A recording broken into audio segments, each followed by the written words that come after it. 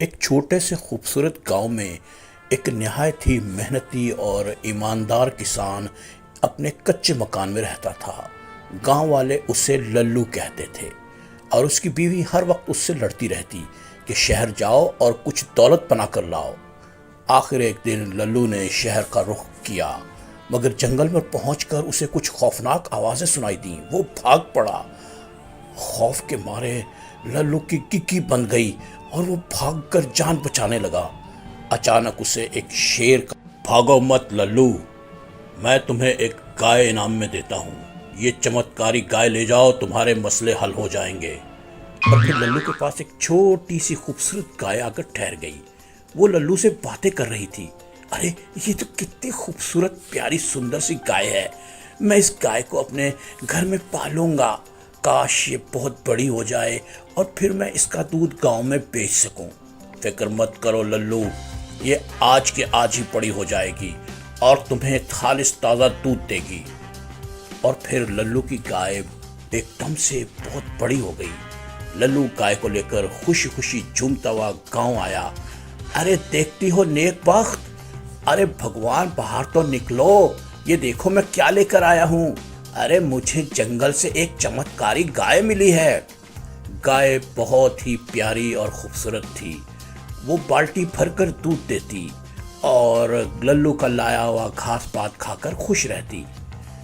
اور پھر گاؤں میں چہمگوئیاں ہونے لگیں۔ ارے بھائی، للو کے پاس اس قدر خوبصورت گائے وہ آخر کہاں سے آئی؟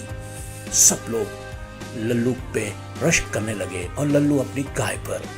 للو اپنی گائے کا بہت خیال رکھتا، وہ اسے بہت پیار کرتا، اسے نہلاتا دھلاتا، چارہ ڈالتا اور گائے بہت سا دودھ دیتی، جسے للو ایک بالٹی میں ڈال کر سائیکل پر سوار ہوتا اور لوگوں کے گھروں میں دودھ دے کر آتا، جس سے للو کو اچھی خاصی گزر بسر کی آمدن ہونے لگی۔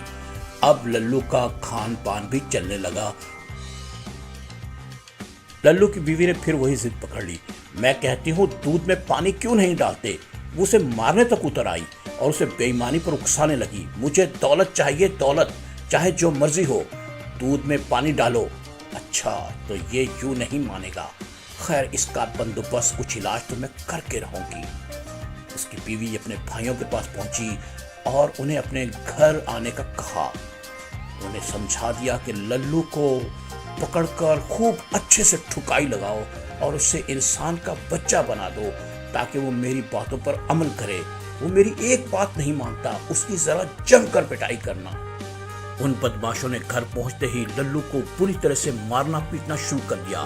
انہوں نے للو کو ڈنڈوں سے اتنا پیٹا کہ وہ بیچارہ زخمی ہو گیا اور مدد کے لیے چیخو پکار کرتا رہا۔ اس کی چیخیں سن کر گائے وہاں آ گئی اور للو کو اس حالت میں دیکھ کر گائے غضبناک ہو گئی۔ گائے کو دیکھتے ہی ان تینوں نے کہا، ارے یہ تو بہت قیمتی گائے ہے، ہم اسے لے جا کر بیچ دیتے ہیں۔ مگر جب وہ گائے کی طرف بڑھے تو گائے میں سے ایک خوفناک شیر برآمد ہوا، جسے دیکھتے ہی ان کی جان ہوا ہو گئی۔ وہ جان بچانے کے لیے شیر سے جان بچا کر بھاگے، مگر شیر نے ان کا پیچھا کیا اور پکڑ کر ایک ایک کو کھا گیا۔ یہ دیکھ کر للو کی بیوی توبہ توبہ کرنے لگی۔ اس نے للو سے کان پکڑ کر معافی مانگی اور آئندہ ایسی حرکت نہ کرنے کا وعدہ کیا اور توبہ توبہ کرنے لگی۔ پھر بچوں، گاؤں میں ایماندار للو ایک بار پھر اپنی سائیکل پر سوار لوگوں کے گھروں میں دودھ بانٹنے لگا۔ وہ تازہ اور خوشبودار خالص دودھ لوگوں کو پلاتا۔